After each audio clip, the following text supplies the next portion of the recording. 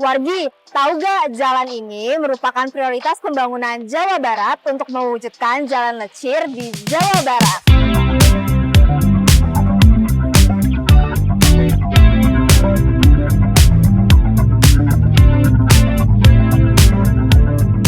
Sampurasun wargi Jabar, saat ini aku sedang berada di lokasi pekerjaan rekonstruksi jalan di ruas jalan Muhammad Toha, Parung Panjang, Bunar. Yuk kita lihat progresnya.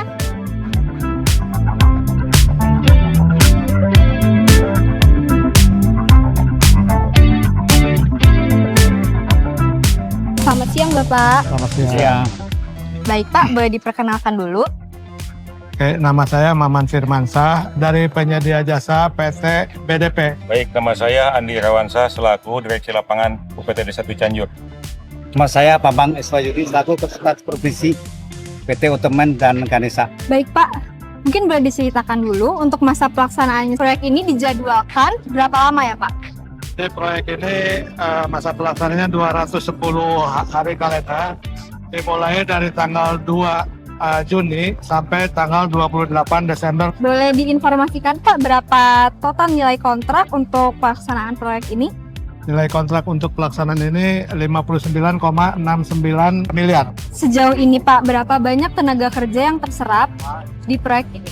Tenaga kerja yang terserap di proyek ini kurang lebih 90 orang dengan rincian 30% dari itu tenaga kerja lokal. Apakah seluruh tenaga kerja sudah didaftarkan dalam program asuransi ketenaga kerjaan? Kita mematuhi kewajiban di mana seluruh pekerja kita ini sudah didaftarkan di dalam jam sostek. Kemudian juga kita ada asuransi dari KAR untuk perlindungan pekerjaan. Untuk progres pekerjaan rekonstruksi ini sudah mencapai berapa persen Pak? Progres pekerjaan di sini sudah mencapai 39,2.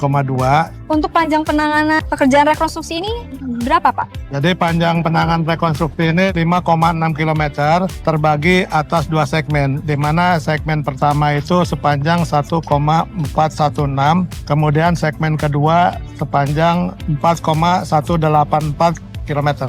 Apakah ada kendala dalam proses pekerjaan rekonstruksi ini?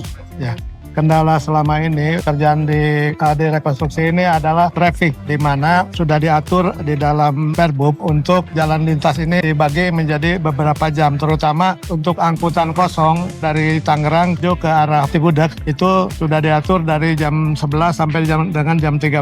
Terutama yang kita tidak bisa hindari ketika ada kendaraan isi, yang di mana kendaraan isi ini diatur dari jam 22 sampai jam 5. Namun kenyataannya itu kendaraan isi berjalan tanpa batas sehingga sering terjadi kemacetan dan tol kita itu tidak bisa digunakan karena memang terlalu lama sehingga terjadi setting. Oh baik.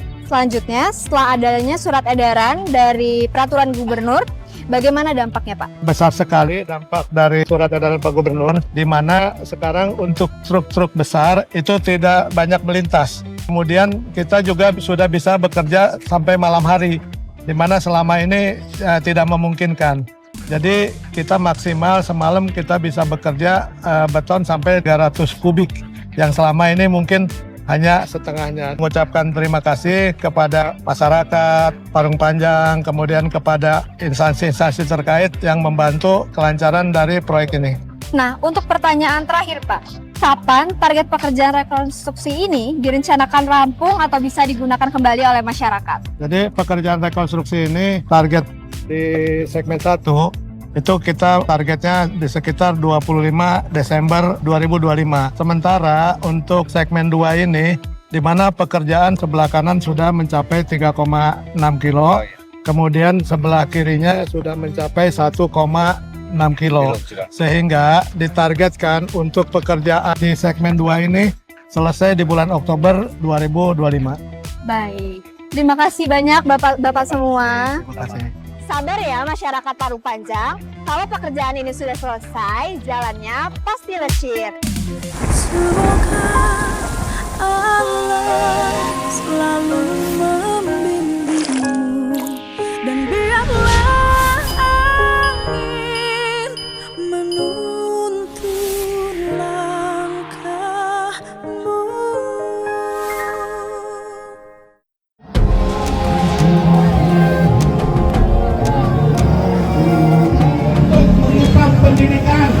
seperti orang-orang kaya yang ada di sana. Bagi mereka emang untuk menutup tambang gampang-gampang saja, karena mereka udah cukup bekal untuk hidup dulu. Tapi kita ditutup tambang baru 1, 2, 3 hari.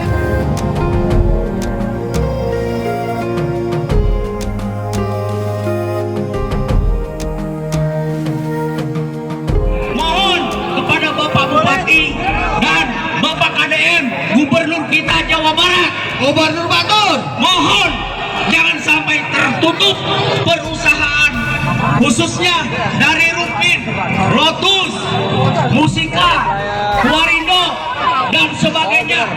Saya mohon kami sebagai warga masyarakat dan sekitarnya. Cepat mengambil.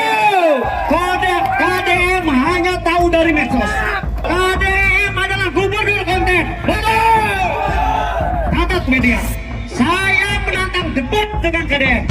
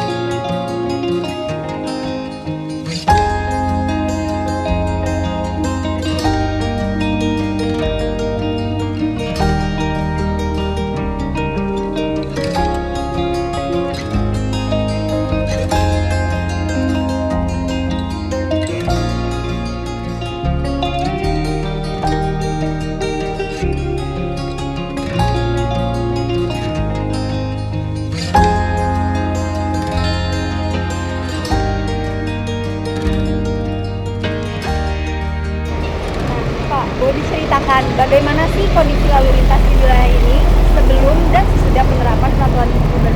Baik, saya akan sampaikan keterkaitan dengan keadaan situasi sebelum dan sesudah diterapkan surat keputusan yang disampaikan untuk penutupan tambang. Pertama, sebelum ada penutupan, untuk kendaraan itu luar biasa, sangat padat. Jadi terkait masalah angkutan tambang itu benar-benar masyarakat sedikit terganggu, sangat terganggu. Meskipun ada jam operasional, yaitu Perbup nomor 56 tahun 2003, itu tidak menyelesaikan masalah. Yang ada semuanya berdampak, apalagi dengan adanya kegiatan pelaksanaan untuk perbaikan jalan 5,6 kilo. Itu mengakibatkan stag di Parung Panjang. Nah, setelah adanya SK untuk surat keputusan dari Pak Gubernur tanggal 25, alhamdulillah sekarang semuanya bisa dilihat sendiri, aman, lancar, dan terkendali. Alhamdulillah bisa luar biasa dengan adanya penutupan tambang itu. Baik, setelah ada penutupan tambang dan peraturan gubernur, lalu lintas di wilayah ini menjadi lebih lancar ya Pak? Sangat mudah akses, semuanya benar-benar nyaman buat masyarakat.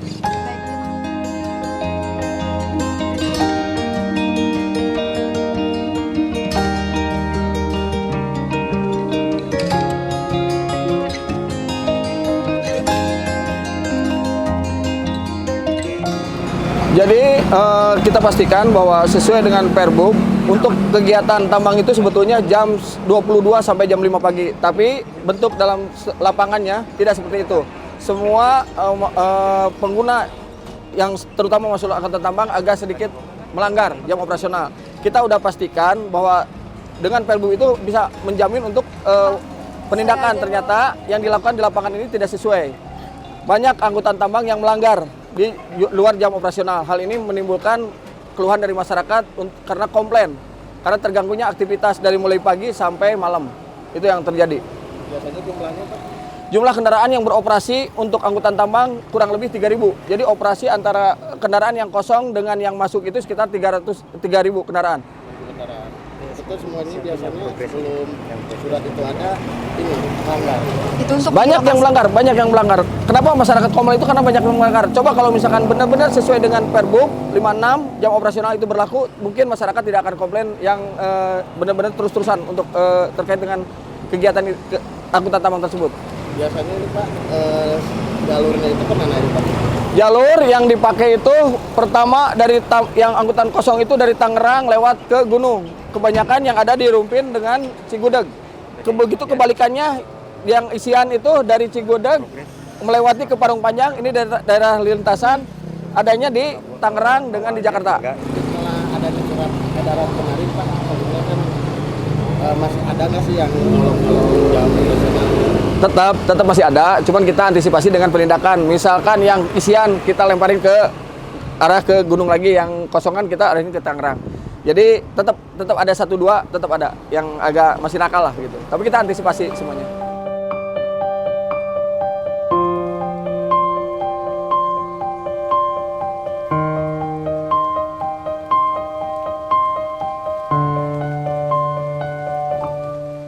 Ya menurut Abi sih sebagai seorang supir Pak Bapak namun sama orang berjalan kabehan lah seiringan gitu Pak, ya memang namun solusinya ya dibuka kembali lah gitu. Terus misalkan tidak mengganggu beban jalan ya tolong perhatikan ya, memang tadi saya kira muatan berlebih atau dikurangan, bila perlu eta dipotong eta bak supaya jalan ieu awet, pengurangan muatan beban jalan supaya awet. Namun kesehatan mah itu kan cari solusi. Nah, tadina 40 ton muatan bisa jadi 20 apa 30 ton gitu kan supaya awet jalan. Tadina 12 ton bisa jadi 8 ton, 9 ton paling berat. Kan solusi ti Abi sorangan sebagai seorang supir gitu.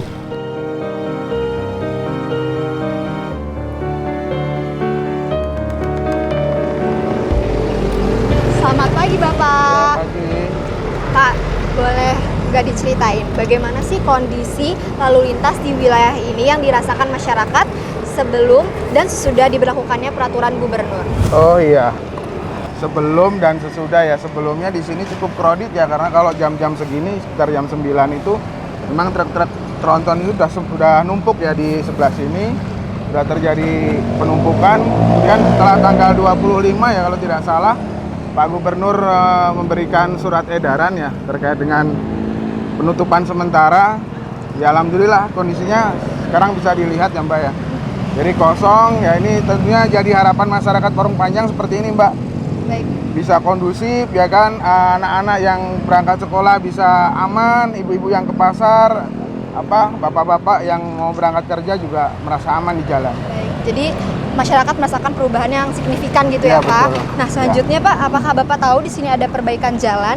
Oh iya, perbaikan jalan ya. Iya. Perbaikan jalan sementara sudah dimulai dari Caringin ya kalau tidak salah ya, sudah sampai di seberang rel ke sana. Kemudian sebelumnya yang di sebelah sini belum dimulai ya.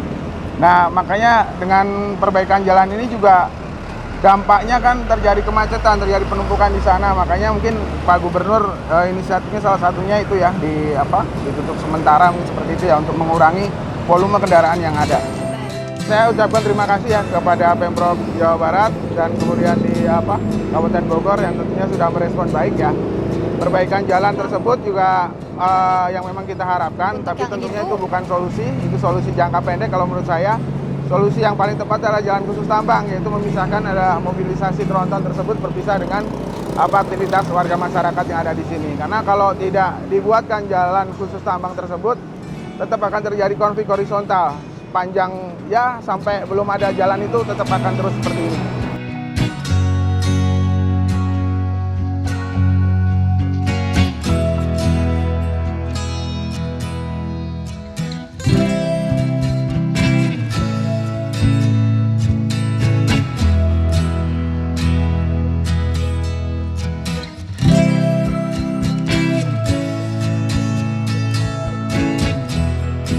Kendala paling sulit ini udah sebenarnya Pak untuk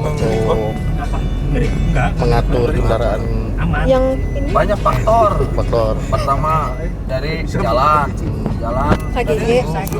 perbaikan alhamdulillah sekarang dengan perbaikan jalan 5,6 oleh Pak Gubernur. dengan Pak Bupati juga di wilayah kabupaten, benar-benar ini nyaman. Ini buat langsung matiin semuanya. aja. Kedua terkait masalah sopir itu banyak yang melanggar. Umur, kendaraan yang maaf nggak layak jalan, terus banyak yang rokok di tengah jalan sehingga mengakibatkan kemacetan. Gitu. Dua kalimat. Crowded oke nih apanya? Sangat crowded. Bayangin penduduk yang banyak, lintasan Parung Panjang dilalui oleh angkutan tambang, ya makin hancur. Tingkat kecelakaan berarti tinggi bukan sebelumnya Pak? Waduh, tingkat kecelakaan luar biasa, sangat tinggi. Cuman semenjak dibikin kantong parkir tahun 2023, alhamdulillah kan sekarang itu ada kantong parkir di wilayah Caringin, Tenjo. Kita bikin Kabupaten Bogor bikin kantong parkir, alhamdulillah kecelakaan untuk Parung Panjang sendiri ya, untuk manusia kecuali kalau di Lupin masih agak tinggi. Kalau misalkan di sekitar Parung Panjang udah sedikit benar teratasi terkait dengan kecelakaan. Nah, untuk titik kemacetan itu Pak, biasanya di daerah mana sih Pak titik kemacetan Pak? Kemacetan dari mulai perumahan Samanea Hill, Lumpang sampai tadi rel kereta itu aduh bener-bener stuck, macet karena bersentuhan antara kendaraan angkutan tambang dengan masyarakat, benar-benar berbarengan di situ. Jadi kemacetan tidak bisa dihindarkan.